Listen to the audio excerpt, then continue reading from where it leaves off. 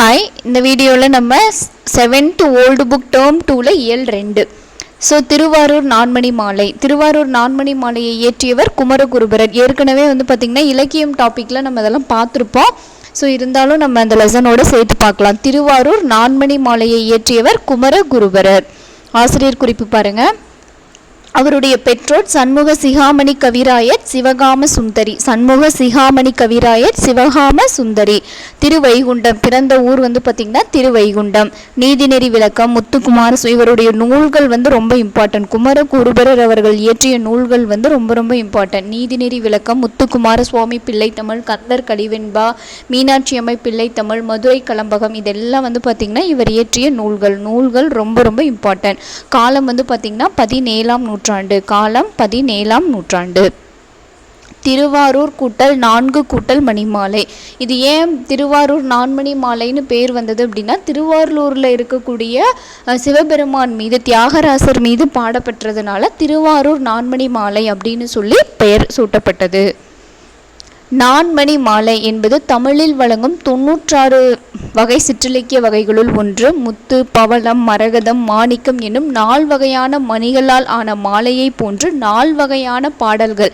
அந்த 4 வகையான பாடல்கள் என வெண்பா, கட்டளை கலித்துறை, ஆசிரிய விருத்தம் ஆன 40 செய்யுள்களை கொண்டுள்ளது. ஸோ திருவாரூர் நான்மணி மாலை அப்படின்றது எப்படி இந்த 4 வகையான மணிகள் எப்படி ஒரு மணியை கோர்க்கிறாங்களோ அதே மாதிரி 4 வகையான பாடல்கள். வெண்பா, கட்டளை கலித்துறை, ஆசிரிய விருத்தம், ஆசிரியப்பா அப்படின்னு சொல்லி 4 வகையான பாடல்களை கொண்டது. 40 செய்யுள்களை கொண்டது. ரொம்ப ரொம்ப இம்பார்ட்டன்ட். 40 செய்யுள்களை கொண்டது. ஸோ திருவாரூர் நான்மணி மாலை பார்த்திங்கன்னா 96 வகை சிற்றிலக்கிய நூல்களில் ஒன்று. பாடல் பார்க்கலாம். என்பணிந்த தென்கமலை ஈசனார் பூங்கோயில் முன்பணிந்த தெய்வ முனிவோர்கள் அன்பு எண்ணாம் முன் சுமந்தோம் நந்தி புடைத்தென்னார் புண்ணியனார் மண் சுமந்தார் என்றுருகுவார். அதாவது பணிந்த தென்கமலை ஈசனார். ஈசன்னா சிவபெருமான். தென்கமலையில் எழுந்தருளி உள்ள சிவபெருமான். பூங்கோயில் முன்பணிந்த தெய்வ முனிவோர்கள். பணிந்த அப்படின்னா எலும்பு அப்படின்னாவே எலும்பு அப்படின்னு அர்த்தம். என்பு அப்படின்னாவே எலும்பு அப்படின்னு அர்த்தம். அந்த எலும்பை மாலையாக அணிந்தவரான தென்கமலையில் திருவாரூரில் எழுந்தருளி உள்ள சிவபெருமான் அந்த பூங்கோயில் முன்பணிந்த தெய்வ முனிவர்கள். அந்த அவரோட முன்னாடி யாரெல்லாம் வணங்குறாங்க அப்படின்னா சிவபெருமான முனிவர்கள் எல்லாரும் வணங்குறாங்க. அவங்க அன்பு என்ன புன் சுமந்தோம் நந்தி புடைத்தென்னார். அவங்க நந்தியால் அவங்க அடிபட்டதுக்காக அந்த முனிவர்கள் யாருமே வருத்தப்படலை. அவங்க எதுக்காக வருத்தப்படுறாங்க அப்படின்னா, புடைத்தென்னார் புண்ணியனார் முன் சுமந்தார். புண்ணியன் அப்படின்னா இந்த இடத்துல இறைவன் சிவபெருமான். அவரை மண் சுமந்தார் என்றுருகுவார். அதாவது கிழவிக்காக, அந்த வந்தி அப்படின்ற அந்த பெயருடைய அந்த கிழவிக்காக பாண்டியனுடன் இறைவன் அடிபட்டார் அப்படின்ற அந்த காரணத்துக்காக இந்த முனிவர்கள் வருந்துவாங்க. அதாவது அவங்கள இது நந்தியால் அடிபட்டோம் அப்படிங்கிறதுக்காக வருந்தாமல் சிவபெருமான் பாண்டியன் கிட்ட இந்த மாதிரி அடிபட்டார் அப்படிங்கிறத நினச்சி மனம் வருந்துவாங்க. அதுதான் இந்த பாடல். என்பணிந்த தென்கமலை ஈசனார் பூங்கோயில் முன்பணிந்த தெய்வ முனிவோர்கள் அன்பு எனாம் புன் சுமந்தோம் நந்தி புடைத்தென்னார் புண்ணியனார் மண் சுமந்தார் என்றுருகுவார். பணிந்த என்பு கூட்டல் அணிந்த எலும்பை மாலையாக அணிந்தவர். தென்கமலைன்னு கூட கேட்கலாம். தென்கமலைனா தெற்கில் உள்ள திருவாரூர். பூங்கோயில். திருவாரூர் பூங்கோயில் அப்படின்றது கோவிலுடைய பெயர். புண்ணியனார் அப்படின்றது இறைவர். மண் சுமந்தார் வந்தி அப்படின்ற எந்த கிழவிக்காக இறைவன் மண் சுமந்தார் அப்படின்னு கூட கொஷின் கேட்கலாம். வந்தி என்னும் பெயருடைய கிழவிக்காக இறைவன் மண் சுமந்தார். உருகுவார் அப்படின்னா வருந்துவார். பணிந்த தென்கமலை அப்படின்னா திருவாரூர். குமரகுருபரர் பிறந்த ஊர் திருவைகுண்டம். நான்மணி மாலை என்பது சிற்றிலக்கிய வகை நூல். மண் சுமந்தார் என குறிப்பிடப்படுபவர். மண் சுமந்தவர் யாரு? சிவபெருமான். அடுத்த பாடல் பாருங்க. மெய்ப்பொருள் கல்வி. இதை எழுதியவர் வாணிதாசன் அவர்கள். புதுவை கவிஞர் வாணிதாசன் அப்படின்னு சொல்லுவாங்க. புதுவை கவிஞர் வாணிதாசன். ஆசிரியர் குறிப்பு. இயற்பெயர் வந்து பார்த்திங்கன்னா எத்திராசலு அப்படின்ற அரங்கசாமி. ஸோ இவர் வந்து பாரதிதாசன் மீது கொன்ற அந்த பற்றின் காரணமாக தன்னோட பெயரை வாணிதாசன் அப்படின்னு சொல்லி மாற்றிக்குவார். எத்திராசலு என்கின்ற அரங்கசாமி இவருடைய இயற்பெயர். பிறந்த இடம் புதுவையை அடுத்த வில்லியனூர். பெற்றோர் அரங்க திருக்காமு துளசியம்மாள். கவிஞரேறு வாணிதாசன், பாவலர்மணி வாணிதாசன் அப்படின்னு சொல்லி அழைப்பாங்க. கவிஞரேறு பாவலர்மணி எனும் பட்டங்கள் பெற்றுள்ளார். தமிழ் முக்கியமான கொஸ்டின், தமிழகத்தினுடைய வேர்ட்ஸ்வொர்த் என இவரை தமிழுலகம் புகழ்கிறது. தமிழகத்தினுடைய வேர்ட்ஸ்வொர்த் அப்படின்னு சொல்லுவாங்க. உருசியம், ஆங்கிலம் முதலிய மொழிகளில் இவர் தம் பாடல்கள் மொழிபெயர்க்கப்பட்டுள்ளன. 2 மொழிகளில் வந்து மொழிபெயர்க்கப்பட்டிருக்கு. ஒன்று வந்து உருசியம், இன்னொன்று ஆங்கிலம். இந்த 2 மொழிகளில் இவருடைய பாடல்கள், வாணிதாசன் அவர்களினுடைய பாடல்கள் மொழிபெயர்க்கப்பட்டுள்ளது. காலம் வந்து பார்த்திங்கன்னா 22/7/1915 15 7/8/1974 வரைக்கும் இவருடைய காலம்.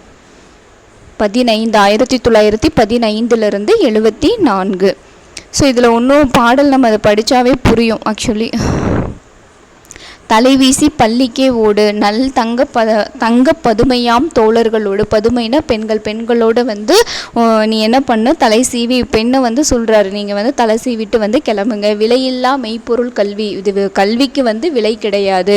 அதை விரும்பி படித்தால் அறிவுண்டாம் செல்வி. அதை விரும்பி நம்ம படித்தோம் அப்படின்னா அறிவு நமக்கு கிடைக்கும். அழுக்கில்லா ஆடையே மேன்மை. அழுக்கு இல்லாத ஆடையை வந்து நம்ம அணியணும். அதை அணிவதல் அல்லவோ உடற்கு உண்டாம் தூய்மை. அதுதான் வந்து நமக்கு நம்மளுடைய உடலுக்கு தூய்மையை தரும். ஒழுங்கோடு நூல்களை தூக்கி நில்லாது ஓடடி பள்ளியை நோக்கி. சின்னஞ்சிறுகுயில் போல இசை சிந்தி சிரித்து செவ்விதழ் காட்டு. பொன்னொத்த தோழர்களோடு பள்ளி போகும் வழியிலும் ஒற்றுமை காட்டு. ஸோ வந்து ஒற்றுமையாக எல்லாத்தோடையும் நீ போகணும். கற்பிப்போர் கண் கொடுப்போரே. ஸோ இதெல்லாம் கூட கேட்கறதுக்கு வாய்ப்பு இருக்கு. கற்பிப்போர் கண் கொடுப்போரே அந்த கணக்காயர் உரையினில் இருசெவி சேரே. ஸோ வந்து நமக்கு கற்பிக்கிறவங்க கண்ணை கொடுக்குறவங்க மாதிரி. எப்படி வந்து எழுத்தறிவித்தவன் இறைவன் அப்படின்னு சொல்லி நம்ம சொல்கிறோம், அந்த மாதிரி கற்பிப்போர் கண் கொடுப்போரே அந்த கணக்காயர் உரையினில் இருசெவி சேர. நற்பெயர் எடுத்திட வேண்டும், நாளும் நன்றாக படித்து நீ முன்னேற வேண்டும் அப்படின்னு சொல்லி இந்த பாடல்களை வந்து பாடியவர் வாணிதாசன் அவர்கள். ஸோ அது ஒரு தடவை படிச்சுக்கோங்க. ஸோ பதுமை அப்படின்னா உருவம். மெய்ப்பொருளில் நிலையான பொருள். கணக்காயர்னா இந்த இடத்துல ஆசிரியர். கணக்காயர் அப்படின்றது ஆசிரியர்.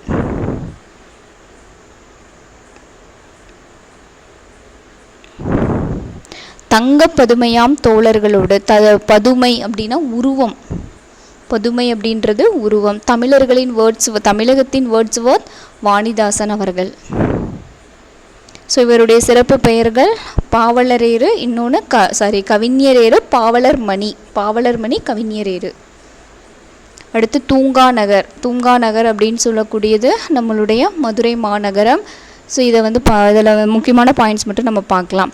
தூங்கா நகர், திருவிழா நகர், கோவில் மாநகர், தென்னிந்தியாவின் ஏதென்ஸ். இது ரொம்ப ரொம்ப முக்கியம். தென்னிந்தியாவின் ஏதென்ஸ் என்று அழைக்கப்படும் நகரம் எதுன்னு கூட கேட்கலாம். தென்னிந்தியாவின் ஏதென்ஸ் வந்து மதுரை. கோவில் மாநகர், திருவிழா நகர், தூங்கா நகர். ஏன்னா கும்பகோணமும் இருக்குது, நிறைய கோவில்கள் இருக்கிறதுனால. ஆக்சுவலி இந்த இடத்துல கோவில் மாநகர் அப்படின்னு சொல்கிறது மதுரை தான். திருவிழா நகர், தூங்கா நகர், தென்னிந்தியாவின் ஏதென்ஸ், தமிழகத்தின் 2வது பெருநகரமாக திகழும் நகரம். இது எல்லாமே வந்து மதுரை.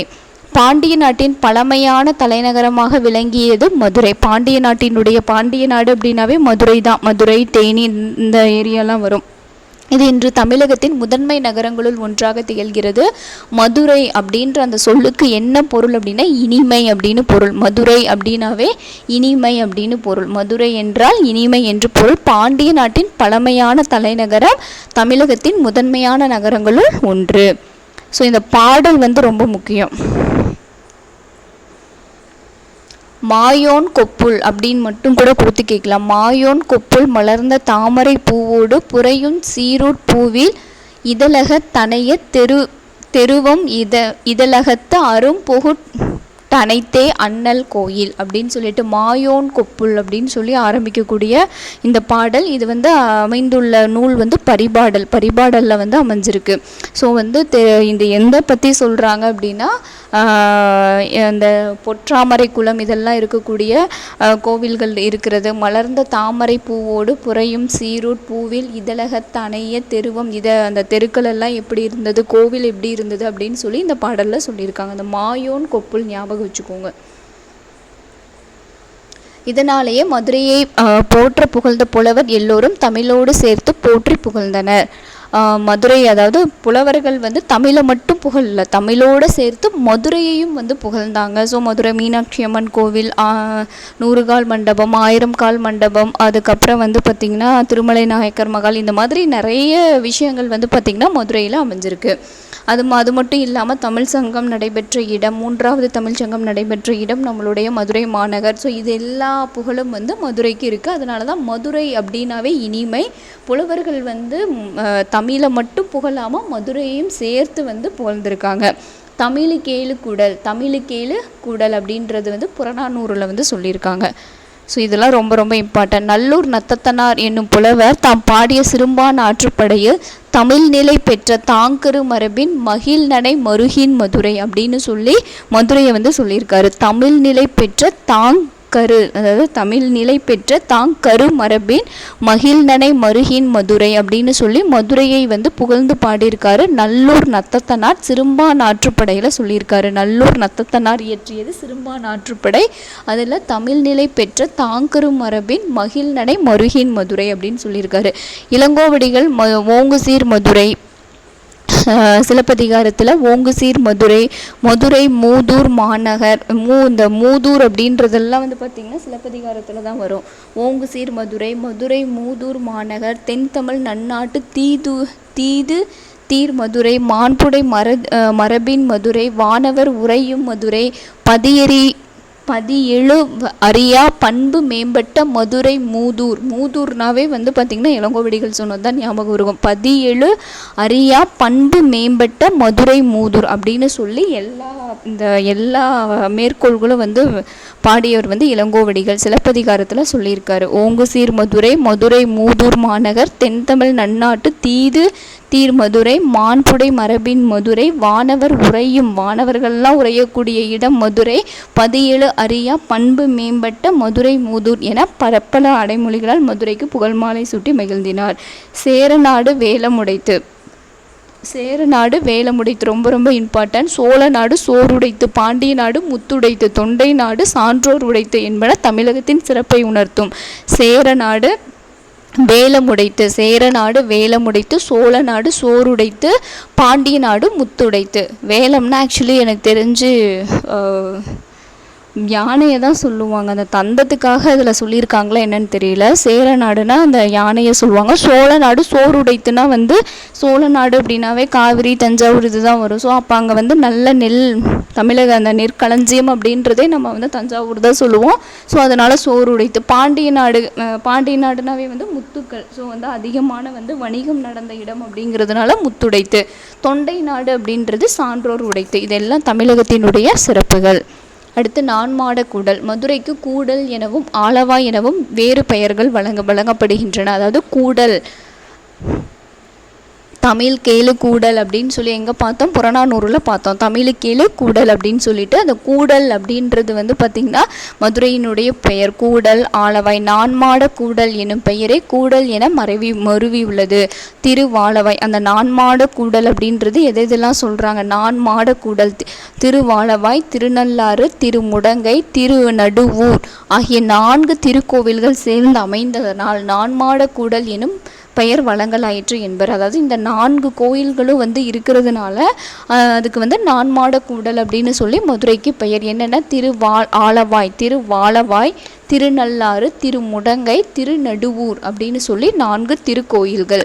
அடுத்து கன்னி கோவில், கரியம்மா கோயில், காளி கோயில், ஆலவாய் கோயில் ஆகிய 4 திருக்கோவில்களும் மதுரைக்கு காவலாக அமைந்ததனால் நான்மாட கூடல். ஸோ இந்த பெயர் காரணம் சொல்கிறாங்க. இந்த 4 கோவிலும் இருக்கிறதுனால தான் இதை வந்து நான்மாட கூடல் அப்படின்னு சொல்லி நம்ம மதுரையை சொல்கிறோம். இன்னொரு பெயர் காரணம் என்ன அப்படின்னா கன்னி கோவில், கரியம்மாள் கோவில், காளி கோயில், ஆலவாய் கோயில் இதெல்லாம் வந்து காவல்களாக இருக்கிறதுனால நான்மாட கூடல் அப்படின்னு சொல்லி பெயர் வந்தது. வருணன் மதுரையை அழிக்க 7 மேகங்களை அனுப்பினான். அதனை பற்றி இறைவனிடம் பாண்டியன் முறையிட இறைவன் 4 மேகங்களை மதுரையை காக்க அனுப்பினார். அந்நான்கு மாடங்களாக கூடி மதுரையை காத்தமையால் நான்மாட கூடல் எனும் பெயர் ஏற்பட்டதாக பரஞ்சோதி முனிவர் எந்நாட்டவரும் எவ்வூரினரும் வந்து கூடும் வளமான நகர் என்பதனால் கூடல் எனும் பெயர் பெற்றது என்பர். ஸோ இது வரைக்கும் இது ஒரு பாயிண்ட். பரஞ்சோதியார் வந்து என்ன சொல்லியிருக்காரு அப்படின்னா வருணன் வந்து மதுரையை அழிக்க 7 மேகங்களை அனுப்புகிறான். ஸோ வந்து பாண்டியன் இறைவன் கிட்ட முறையிடும் பொழுது இறைவன் வந்து மதுரையை காக்கிறதுக்காக 4 மேகங்களை வந்து அனுப்புகிறாரு. ஸோ அதனால தான் இதை வந்து நான்மாட கூடல் அப்படின்னு பெயர் வந்திருக்கும் அப்படின்னு யார் கூறுறாங்க, அதுதான் முக்கியம். பரஞ்சோதி முனிவர் வந்து சொல்கிறாரு. அடுத்து எந்நாட்டவரும் எவ்வூரினரும் வந்து கூடும் வளமான நகர், எல்லாருமே வர்றதுனால அதை கூடல் அப்படின்னு சொல்கிறோம். சங்கம் வைத்து செந்தமிழை வளர்க்க புலவர் எல்லோரும் கூடியதனால். ஸோ வந்து சங்கம், இந்த சங்கமெல்லாம் நடந்த இடம் அப்படிங்கிறதுனால கூடல்னு சொல்லி பெயர் வந்ததாக சொல்கிறாங்க. அடுத்த ஆலவாய். மதுரையை விரிவுபடுத்த எண்ணிய பாண்டியன் இறைவனிடம் அதன் எல்லையை வரையறுத்து தருமாறு வேண்டினான். மதுரையை வந்து விரிவுபடுத்தணும்னு பாண்டிய மன்னன் நினைக்கிறான். ஸோ இறைவன்கிட்டயே வந்து அவன் கேட்குறான், அந்த மாதிரி எவ்வளவுன்னு வரையறுத்து தாங்க அப்படின்ட்டு. இறைவன் தன் கையணியாகிய பாம்பிடம் எல்லையை வரையறுக்க ஆணையிட்டார். பாம்பு வாளை நீட்டி வளமாக தன் உடலை வளைத்து அவ்வாளை தனது வாயில் சேர்த்து மதுரையின் எல்லையை வகுத்து காட்டியது. அன்று முதல் மதுரைக்கு ஆலவாய் என்னும் பெயர் அமைந்ததாக திருவிளையாடற் புராணம் கூறுகிறது. ஸோ வந்து அங்கே பரஞ்சோதி முனிவர் அந்த நான்மாட கூடல்ங்கிற பெயருக்கு வந்து சொல்லியிருக்காரு. இந்த இடத்துல திருவிளையாடற் புராணத்தை எழுதியவர் பரஞ்சோதி முனிவர் தான். ஸோ வந்து அங்கே பரஞ்சோதி முனிவராக திருவிளையாடற் புராணமான்னு கேட்டால் நம்ம கன்ஃபியூஸ் ஆகக்கூடாது. ஸோ திருவிளையாடற் புராணத்தை இயற்றியவர் பரஞ்சோதி முனிவர் தான். ஸோ இந்த ஆலவாய் அப்படின்ற பெயர் எதுக்காக, நான்மாட கூடல் அப்படின்ற பெயர் மதுரைக்கு ஏன் வந்தது அப்படின்ற பெயர் காரணமோ ஆலவாயின்ற பெயர் காரணமோ எதில் இருக்குன்னா திருவிளையாடற் புராணத்தில் தான் இருக்குது. பரஞ்சோதி முனிவர் சொல்லியிருக்காரு. அந்த மதுரையை விரிவுபடுத்த எண்ணி பாண்டியன் கேட்கும்போது இறைவன் பாம்பு வந்து என்ன சொல்கிறாரு, அவருடைய கையினுடைய அணியாக சிவபெருமானினுடைய கையணியாக இருக்கக்கூடிய பாம்பிடம் வந்து எல்லையை வந்து வரையறுத்து கொடு அப்படின்னு சொல்லி ஆணையிடுறாரு. பாம்பு வந்து வாழை நீட்டி வளைச்சு அந்த வாழை தனது வாயால் சேர்க்கிற வரைக்கும் வந்து இந்த எல்லையை வந்து வகுத்து காட்டியது. அதனால் வந்து ஆலவாய், அதாவது ஆலம் அப்படின்னா விடம்னா விஷம்பு, அந்த விடம்னா விஷம்னு அர்த்தம். விடம்னா வந்து நஞ்சு, அந்த பாம்பினை குறிக்கும் அப்படின்னு சொல்லி சொல்கிறாங்க. அடுத்து மதுரையில் எழுந்தருளி உள்ள ஈசன் ஆலமர நிழலில் வீற்றிருந்ததனால் ஆலவாய் என பெயர் பெற்றிருந்ததாகவும் கூறுவர். ஸோ வந்து சிவபெருமான் வந்து ஆலமரத்துக்கு அடியில் இருந்ததுனால ஆலவாய் அப்படின்னு சொல்லி பெயர் வந்தது. தென் மதுரையகத்தை சிறந்த நின்ற முதற் சங்கம் கடல் கோளால் அழிந்துபட கபாடபுரத்தின் கண் இடைச்சங்கம் அமைந்தது. ஸோ வந்து முதற் சங்கம் கடல் கோள் குமரிகண்டம், முதற் சங்கம் நடந்த இடம் குமரிகண்டம், அது கடல் கோளால் வந்து அழிஞ்சு போயிடுச்சு. அடுத்து கபாடபுரத்தில் தான் 2வது, இதெல்லாம் ரொம்ப ரொம்ப முக்கியம். முதல் சங்கம் எங்கே நடந்தது, தமிழினுடைய முதல் சங்கம் எங்கே, 2ஆம் சங்கம் எங்கே, 3ஆம் சங்கம் எங்கே. 3வது சங்கம் இப்போ இருக்கக்கூடிய மதுரையில் நடந்தது. அதாவது கடைச்சங்கம்னு சொல்லக்கூடிய 3வது சங்கம் மதுரையில் நடந்தது. 2வது சங்கம் கபாடபுரம். அடுத்து முதல் சங்கம் வந்து குமரிகண்டம், அதாவது கடல் கோளால் அழியப்பட்ட குமரிகண்டத்தில் நடந்தது. ஸோ இந்த 3 சங்கங்கள் வந்து ரொம்ப முக்கியம். அடுத்து மருத மரங்கள் அடர்ந்த பகுதியாக இருந்தமையால் மருதை என வழங்கிய இடம் காலப்போக்கில் மதுரை என்றியதாகுதாம். அதாவது மருத மரங்கள் எல்லாமே வந்து அதிகமாக இருந்ததுனால மருதை அப்படின்னு சொல்லி பெயர் வந்து வழங்கப்பட்டது. மருத மரங்கள் அதனால் அந்த மருத மரங்கள் இருந்ததுனால மருதை, அதுக்கப்புறம் மதுரையாச்சு. மருதை என வழங்கிய இடம் காலப்போக்கில் மதுரை. கல்வெட்டுலலாம் வந்து பார்த்திங்கன்னா மதுரை அப்படின்ற பெயர் காணப்படுகிறது. இது கூட கொஷினில் கேட்கலாம். கல்வெட்டில் மதுரையை எவ்வாறு குறிப்பிட்டுள்ளன அப்படின்னு சொல்லி கேட்கலாம். மதிரை அப்படின்னு சொல்லியிருக்காங்க. சங்ககால மதுரை பூம்புணல் ஆறாகிய வைகை ஆற்றங்கரையில் அமைந்திருந்தது. அந்த காலத்தில் மதுரை வந்து எங்கே இருந்தது அப்படின்னா பூம்புணல் ஆகிய வையை ஆற்றங்கரையில் அமைஞ்சிருந்தது. மதுரையில் யானை மீது போர் ஒருவன் உட்கார்ந்து தன் கையால் உயரமாக வெற்றி கொடியை ஏந்தி செல்லும் அளவுக்கு குன்றை குடைந்தார் போன்ற வாயிலும் பாம்பென நெளிந்து செல்லும் பொறிகளை உடைய பெரும் மதிலும் அதனை சுற்றி ஆழ்ந்த அகன்ற அகலையும் இருந்துள்ளன. யானை கூட்டங்கள் அகலிக்கு செல்வதற்கு ஏற்ற சுரங்க வழியும் பாருங்கள். அந்த யானை கூட்டங்கள்லாம் போகிறதுக்கு சுரங்கம் இதெல்லாம் வந்து மதுரையில் இருந்திருக்கு. மதுரை மாநகரின் நடுவில் அண்ணல் கோவிலும் அதனை சுற்றி ஒழுங்குற அமைந்துள்ள தெருக்களும் தாமரை பொற்குட்டையும் அந்த தாமரை பொற்குட்டை அதுவும் இருக்குது. இதழ்களை போன்று காட்சியளித்தன. இது அன்றைய தமிழர் தம் நகரமைப்பு கலை நுணுக்கத்தை உலகிற்கு பறைச்சாற்றும் அடையாளமாக திகழ்கிறது. ஸோ இதெல்லாம் ஒரு டைம் ரீட் பண்ணிக்கோங்க. அடுத்து சிவன், சிவபெருமான், பலராமன், செவ்வேல், ஐயை, கொற்றவை, சிந்தாதேவி என கடவுளர்கள் பலருக்கும் கோவில்கள் இருந்துள்ளன. ஸோ யார் யாருக்கெல்லாம் கோவில் இருந்தது? சிவன், திருமால், பலராமன், செவ்வேல், ஐயை, கொற்றவை, சிந்தாதேவி. அடுத்த அரண்மனை, பல்வேறு தெருக்கள், அரங்கூர், அவையம், அம்பலங்கள், மன்றலங்கள், அறக்கூழ் சாலைகள், நாலங்காடி, அல்லங்காடி இதெல்லாம் மதுரையில் இருந்திருக்கு. ஸோ தெருக்கள் எல்லாம் ஒழுங்குற அமைஞ்சிருக்கு. அரண்மனை, தெருக்கள், அரங்கூர், அவை என்னென்னலாம் இருக்குது? அம்பலங்கள், மன்றங்கள், அறக்கூழ் சாலைகள், நாலங்காடி, அல்லங்காடி இது எல்லாமே வந்து அமைஞ்சிருக்கு. சங்க புலவர்கள் யார் யார்? கணக்காயனார் மகனார் நக்கீரர், குமரனார், நல்லந்துவனார், மருதநில நாகனார், இளந்திருமாறன், சீத்தலை சாத்தனார், பெருங்கொல்லனார், கணக்கனார், கதங்கண்ணாகனார், சேந்தம்பூதனார் இவங்க எல்லாமே வந்து மதுரையில் வாழ்ந்தவர்கள். அடுத்து இந்த வீதிகளின் பெயர்கள், இது ரொம்ப முக்கியம். நிறைய டைம் பொறுத்துகளை கேட்டிருக்காங்க டிஎன்பிஎஸ்சியில். அறுவை வீதி அப்படின்றது ஆடைகள். ஸோ ஞாபகம் வச்சுக்கோங்க. அறுவை வீதி அப்படின்னாவே ஆடைகள் விற்கும் கடை வீதி. கூலம்னா வந்து தானியம். கூலம் அப்படின்னா தானிய கடை வீதி. பொன் வீதினா பொற்கடைகள்லாம் இருக்கக்கூடியது. மன்னர்கள் வாழக்கூடிய இடம் மன்னவர் வீதி. மறையவர் அப்படின்னா மறை அப்படின்னா மறைகளை கற்றறிந்தவர்கள் அந்தணர்கள் வாழக்கூடிய இடம். மறை அப்படின்னா அந்தணர்கள் வாழக்கூடிய இடம். சிவபெருமான் சுந்தர பாண்டியனாகவும், செவ்வேல் உக்கிர குமார பாண்டியனாகவும், உமையம்மை மலையத்துவசனுக்கு மகளாக தோன்றி தடாதகை பிராட்டியாராகவும் மதுரையை ஆண்டன. சிவபெருமானே தான் அந்த சுந்தர பாண்டியனா வந்து வீற்றிருக்கிறதாகவும், செவ்வேல் உக்கிர குமார பாண்டியனாகவும், உமையம்மை மலையத்துவசவனுக்கு மகளாக தோன்றி தடாதகை பிராட்டியாராகவும் மதுரையை ஆண்டன. அரிமர்த்தன பாண்டியனுக்கு அமைச்சராக மாணிக்கவாசகர் திகழ்ந்தார். ஸோ இது ரொம்ப இம்பார்ட்டன்ட். இந்த மாணிக்கவாசகரினுடைய ஆசிரியர் குறிப்பில் படிச்சிருப்போம். அரிமர்த்தன பாண்டியனினுடைய அமைச்சராக வந்து மாணிக்கவாசகர் வந்து இருந்திருக்காரு. திருஞான சம்பந்தர் கூன்பாண்டியன் காலத்தில் மதுரையில் மங்கையர்க்கரசி குலச்சிறையார் உதவியுடன் சைவத்தை காத்தார். திருஞான சம்பந்தர் என்ன பண்ணியிருக்காரு? கூன்பாண்டியன் ஆட்சி செய்யும் போது மங்கையர்க்கரசி குலச்சிறையார் அவங்களோட உதவியோட சைவத்தை வந்து காத்தார். பாண்டிய நாட்டை ஆண்ட மன்னருள் பலர் சிறந்த புலவர்களாக இருந்திருக்காங்க. மன்னர்களே வந்து பார்த்திங்கன்னா புலவர்களாக இருந்திருக்காங்க. ஆரிய படை கடந்த நெடுஞ்செழியன், வரகுண பாண்டியன், அதி வீரராம பாண்டியன் முதலியோர் நற்காவலர்களாகவும் சிறந்த பாவலர்களாகவும் திகழ்ந்தார்கள். மீனாட்சி அம்மன் கோவிலில் மீனாட்சி அம்மையும் சொக்கநாதரும் அழகுற வீற்றிருந்து அருளுகின்றன. கோவிலின் உள்ளே பொற்றாமரை குளம், அந்த தாமரை குளம் பொற்றாமரை குளம் அமைந்துள்ளது. இக்கோவிலில் உள்ள 100 கால் மண்டபம் சிற்ப வேலைப்பாடுகள். 100 கால் மண்டபம், அந்த 100 கால் மண்டபம் வந்து பார்த்திங்கன்னா சிற்ப வேலைப்பாடுகள் மிக்கியது. திருமலை நாயக்கர் மதுரையை தலைநகராக கொண்டு ஆண்டார். மீனாட்சி அம்மன் கோவிலுக்கு திருப்பணிகள் பல செய்தார். கலைநயமிக்க நகராக மதுரையை கவினுற அமைத்தார். சிற்பங்கள் மிக்க புது மண்டபத்தை கட்டினார். கோடை விடுதியான தமுக்கம் மைதானம் தான் வந்து பார்த்திங்கன்னா கோடை விடுதி. அது ரொம்ப ரொம்ப இம்பார்ட்டன்ட். குளிர்பூந்தடமாகிய பெரிய தெப்பக்குளமும் கலைநயத்தில் தாஜ்மஹாலை ஒத்த திருமலை நாயக்கர். தாஜ்மஹால் மாதிரியே வந்து இவர் என்ன பண்ணார், திருமலை நாயக்கர் வந்து திருமலை நாயக்கர் மகாலை வந்து கட்டினார்.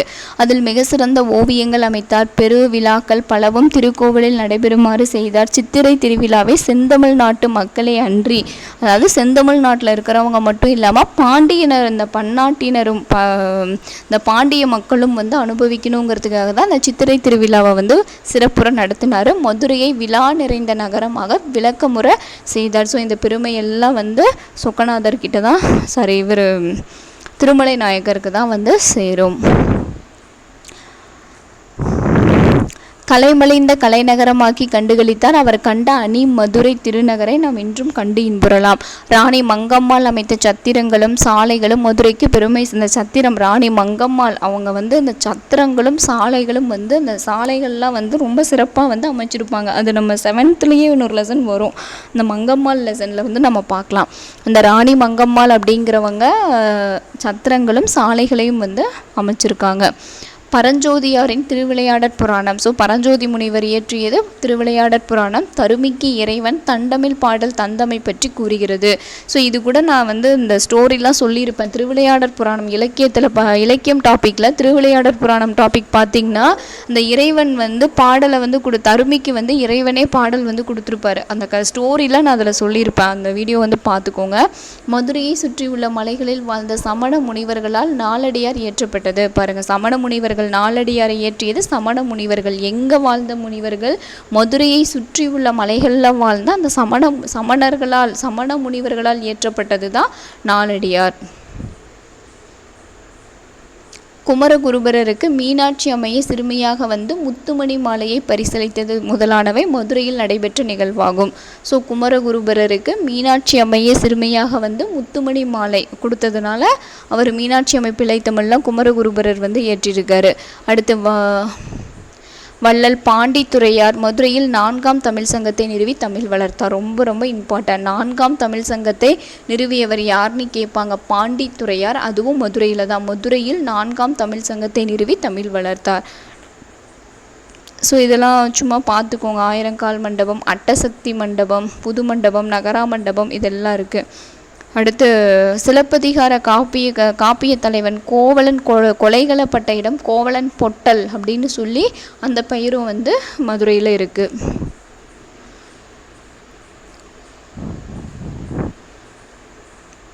கையில் சிலம்புடன் உட்கார்ந்திருக்கும் உருவச்சிலை அமைந்த கோவில் செல்லாத்தம்மன் சொல்லுவாங்க. செல்லாத்தம்மன் கோவிலாக இன்று மக்களால் வழிபடப்படுகிறது. கையில் சிலம்புடன் உட்கார்ந்திருக்கும் உருவ சிலை. விழிகளை மூடினாலும் தூங்கா நகரின் வியத்தகு. ஓகே. அடுத்து கிபி 2ஆம் நூற்றாண்டில் எழுந்த சிலப்பதிகாரம் வந்து பார்த்திங்கன்னா 2ஆம் நூற்றாண்டில் எழுதப்பட்டது. சிலப்பதிகாரத்தை இயற்றியவர் இளங்கோவடிகள். யாருடைய வேண்டுதலுக்கு இணங்க சிலப்பதிகாரம் இயற்றப்பட்டது? சீத்தலை சாத்தனாரின் வேண்டுகோளுக்கு இணங்க இளங்கோவடிகள் சிலப்பதிகாரத்தை வந்து இயற்றினார். மதுரை மூதூர். ஸோ சிலப்பதிகாரத்தில் தான் பார்த்திங்கன்னா இந்த மூதூர்னு வந்துட்டாவே கண்ணை மூடிட்டு சிலப்பதிகாரம் இல்லைனா இளங்கோவடிகள் எந்த ஆப்ஷனில் கொடுத்துருக்காங்களோ நீங்கள் அடிச்சிடலாம். அடுத்து மீனாட்சி அம்மன் கோவிலில் 4 கோபுரங்களுள் பழமையானது கிழக்கு கோபுரம். ஸோ நிறைய கோபுரம் இருக்குது. அதில் கிழக்கு கோபுரம் வந்து ரொம்ப ரொம்ப பழமையானது. உயரமானது தெற்கு கோபுரம். உயரமானது தெற்கு பக்கம் இருக்கக்கூடிய கோபுரம். 160.9 அடி உயரமும் 1511 சுதை உருவங்களும் உடையது. மரம் பயன்படுத்தாமல் கட்டப்பட்டது நாயக்கர் மகால். மரமே பயன்படுத்தாமல் கட்டப்பட்டது தான் வந்து இந்த நாயக்கர் மகால். இதன் ஒவ்வொரு தூணும் 82 அடி உயரமும் 19 அடி சுற்றளவும் கொண்டது. பாருங்க, மரமே பயன்படுத்தாமல் கட்டப்பட்ட கோவில் எதுன்னு கூட கேட்கலாம். கட்டப்பட்ட இடம் எதுன்னு கேட்கலாம். நாயக்கர் மகால். தென்னிந்தியாவின் ஏதென்ஸ் மதுரை அப்படின்னாவே இனிமை அப்படின்னு பொருள். பாண்டிய நாடு முத்துடைத்து, சேரநாடு வேலமுடைத்து, சோழ நாடு சோறுடைத்து, பாண்டிய நாடு முத்துடைத்து, தென்னாடு சான்றோர் உடைத்து. மீனாட்சி அம்மை பிள்ளைத்தமிழை இயற்றியவர் குமரகுருபரர். 4ஆம் தமிழ் சங்கத்தை நிறுவியவர் பாண்டித்துரையார். முதல் சங்கம் எங்கே நடைபெற்றது? முதல் சங்கம் வந்து பார்த்திங்கன்னா குமரிகண்டத்தில், கடல் கோளால் அழியப்பட்ட குமரிகண்டத்தில் நடைபெற்றது. 2வது தமிழ் சங்கம் கபாடபுரம். 3வது தமிழ் சங்கம் இன்றைய மதுரை. 4வது தமிழ் சங்கமும் இன்றைய மதுரை. இந்த 4வது தமிழ் சங்கத்தை நிறுவியவர் பாண்டித்துரையார்.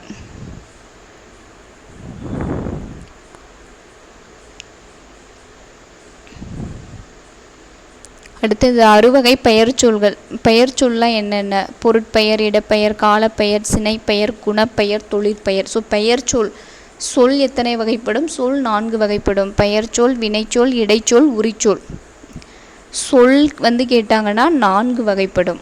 ஆனால் இதில் ஃபஸ்ட்டு இருக்கக்கூடிய அந்த பெயர்ச்சொல், பெயர்ச்சொல் எத்தனை வகைப்படும்னா 6 வகைப்படும். பொருட்பெயர், இடப்பெயர், காலப்பெயர், சினைப்பெயர், குணப்பெயர், தொழிற்பெயர்.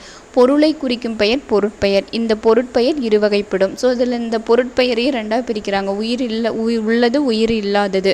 ஸோ பேர், குமரன், மலர்கொடி, தென்னை, செம்பருத்தி இதெல்லாம் வந்து உயிர் இருக்கக்கூடியது. உயிரற்ற பொருட்கள் நாற்காலி, அடுப்பு, தட்டு இதெல்லாம் வந்து உயிரற்ற பொருட்கள். ஸோ இதெல்லாம் ரொம்ப ஈஸி தான். இடப்பெயர் இடத்தை வந்து குறிக்கிறது. ஊர் பேர், இந்த மாதிரி இடங்கள், அந்த இடம் பள்ளியா, கோவிலா, தெருவா, வீடா, ஒரு இடத்தை குறிக்கிறது இடப்பெயர்.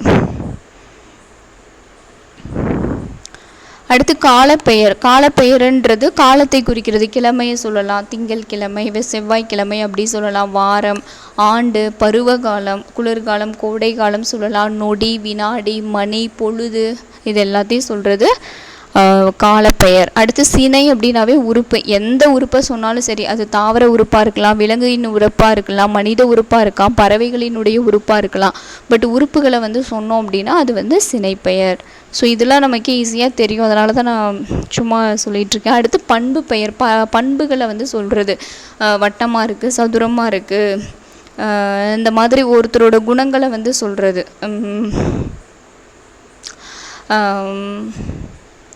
அழகாக இருக்குது, அசிங்கமாக இருக்குது, அதனுடைய பண்புகளை வந்து சொல்கிறது தான் வந்து பார்த்திங்கன்னா பண்பு பெயர். குணங்கள், பண்பு இதெல்லாம் 5 படி எண்ணெய், 10 கிலோ அரிசி, வட்டப்பலகை, சதுர வீடு இது எல்லாத்தையும் வந்து நம்ம சொல்கிறது.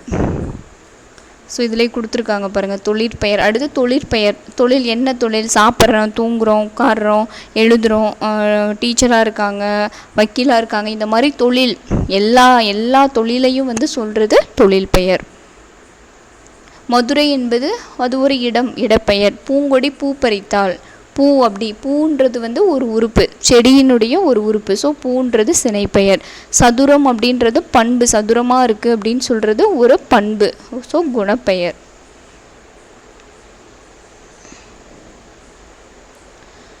இதில் பாருங்கள், கவியரசு கண்ணதாசன் 5000த்திற்கும் மேற்பட்ட திரைப்பட பாடல்களை இயற்றியுள்ளார். ஸோ கவிஞர் கண்ணதாசன் 5000த்திற்கும் மேற்பட்ட திரைப்பட பாடல்களை இயற்றியுள்ளார். அவர் பிறந்த ஊர் சிறுகூடல்பட்டி.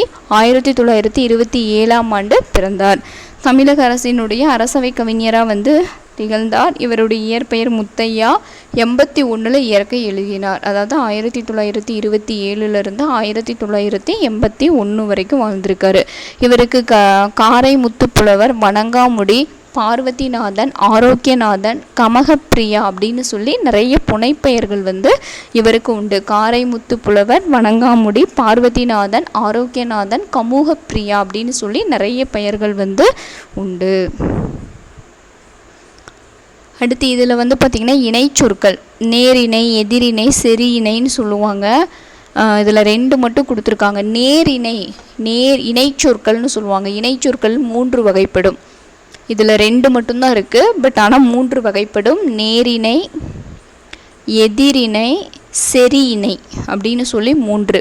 நேரிணை அப்படின்னா ரெண்டுமே ஒரே பொருள் தரும். கண்ணும் கருத்துமாக, ரெண்டுமே ஒரே பொருள் தான். கண்ணும் கருத்துமாக அப்படின்னா நேரிணை.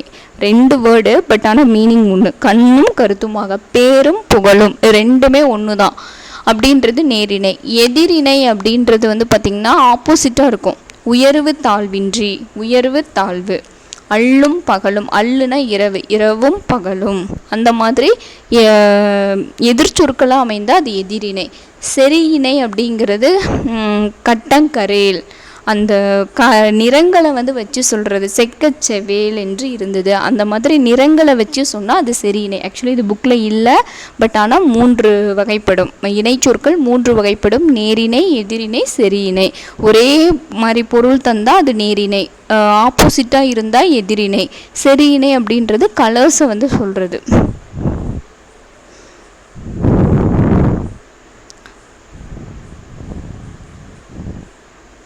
ஜெர்மனி நாட்டின் கொடுங்கோலராக கருதப்பட்டவர் ஹிட்லர் அவர்கள். ஸோ ஜெர்மனி நாட்டில் கொடுங்கோலாக இருந்தவர் ஹிட்லர். இந்தியாவுக்கு விடுதலை கிடைத்தால் நாட்டை திறமையாக ஆட்சி புரியும் தகுதி இந்தியருக்கு இருக்கிறதா என்பது ஐயமே அப்படின்னு சொல்லி குறைவாக மதிப்பிட்டார்.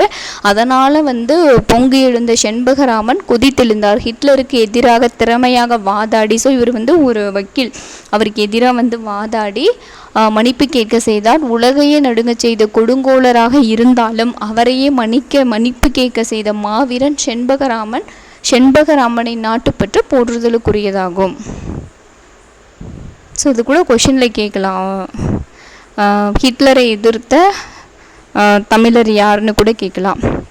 இது பார்த்திங்கன்னா விவேகானந்தரை பற்றி இருக்கும். இளைஞர்கள் இந்த மேற்கோள் கொடுத்துட்டு கேட்கலாம், இளைஞர்களே பிறரிடம் இருந்து நல்லவற்றை ஏற்றுக்கொள்ளுதல் வேண்டும், அப்போதுதான் வளர முடியும். நீங்கள் கடவுளின் குழந்தைகள், சிங்கங்களை எழுந்து வாருங்கள், நீங்கள் செம்மறி ஆடுகள் என்ற மயக்கத்தை உதறி தள்ளுங்கள் அப்படின்னு சொல்லி சொன்னவர் விவேகானந்தர். யாரை பார்த்து அப்படின்னா இளைஞர்களை பார்த்து சொன்னார்.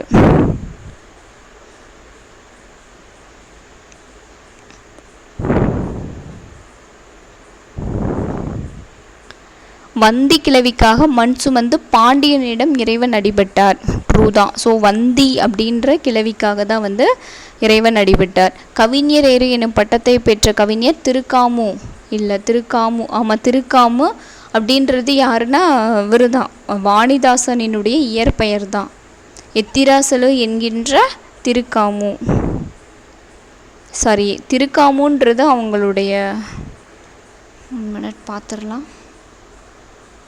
எத்திராசலு என்கின்ற அரங்கசாமி அப்படின்றது தான் வாணிதாசரினுடைய இயற்பெயர். திருக்காமோ அப்படின்றது அவருடைய பெயர் இல்லை, மேபி அவங்க அப்பா பெயராக இருக்கலாம். ஸோ இது ராங்கு. வாழ்க்கைக்கு கல்வி தரும் ஆசிரியரின் சொல் கேட்டு நடத்தல் வேண்டும். சரி. பாண்டிய தலைநகரம் தஞ்சாவூர். மதுரையை புகழ்ந்து பாடிய 8 தொகை நூல் பரிபாடல். ட்ரூ. அந்த மாயோன் கொப்புள் அப்படின்னு சொல்லி நான் சொன்னேன் பாருங்கள், மாயோன் கொப்புள் அப்படின்னு சொல்லி ஆரம்பிக்கும். ஓகே, இதோட இயல் 2 ஓவர். ஸோ நெக்ஸ்ட் வீடியோவில் நெக்ஸ்ட் லெசன் பார்க்கலாம். தேங்க்யூ.